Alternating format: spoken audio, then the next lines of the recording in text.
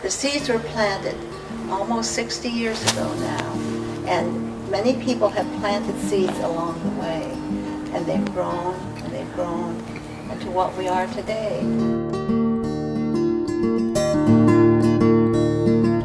We were meeting in a very small church in downtown Fairfax. It was a small community, but it was really a very, very exciting little group, and I really enjoyed David Davenport, who was from England, and he needed help with everything. And I remember the funniest thing is he said, "Could you say the meditation today, and then next Sunday lead the choir?"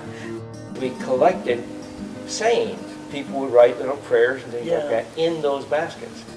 When one day we just collected them all and brought them here and put them in the foundation.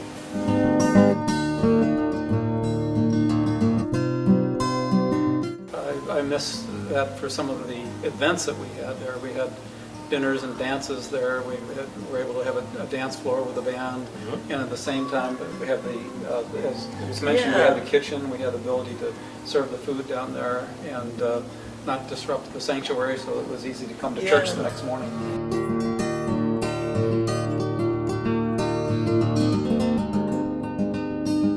Would you care to tell us what Touchstone is about?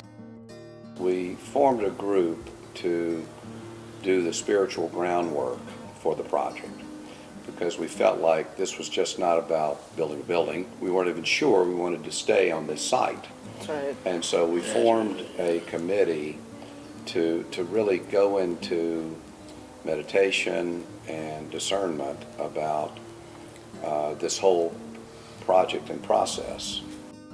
We were at James Madison High School, and all of a sudden we became in charge of the ushers, and that went on for some time, but we really began to realize how important it is to recognize those who are guests, new members, to really honor them and appreciate them.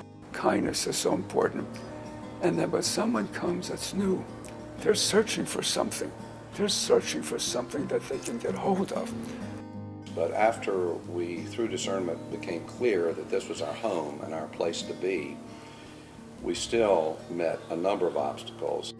The cost came in about $500,000 or $600,000 higher than we expected. And we were crestfallen because we knew we were stretching to really do the financial plan that we had.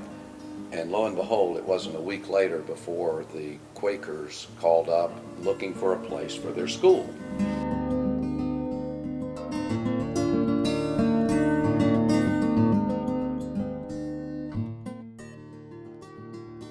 We knew that we wanted a place that we could have like a meditation garden, that we could go and people in the church would know where it was.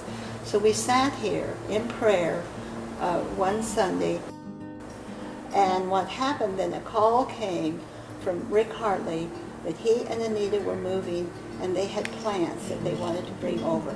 So that was the beginning of the meditation garden. Well, the next major project was the stone wall that we built on the outside of the sanctuary. 81-foot stone wall. We didn't know anything about constructing stone walls, but we did it, and the purpose for it was we had an erosion problem, and we built the wall, and then we backfilled it with native plants, and that was really one of the first beginnings of the continuation of all the gardens that we've planted around the campus over the years.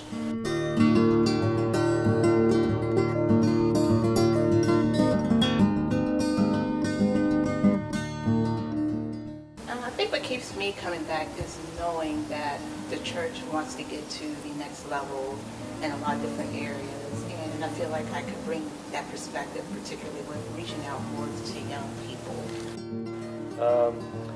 When I was teaching the young kids, one of the things I thought was very, very important for them was I taught them out of Lessons in Truth, chapters 3 and chapters 4, denials and affirmations. Yeah.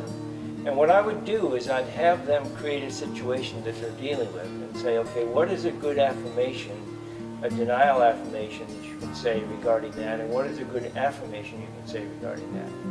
And years later, I would get these kids and their parents coming back to me and say, thank you so much, because I basically empowered them to be able to have their own ability to create the affirmations they need in any particular situation.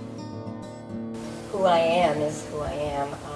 So if I'm out there greeting, or if I'm on the platform serving as platform assistant, or if I'm praying, it's the connection, and I guess giving myself that permission to be who I am and acknowledging that.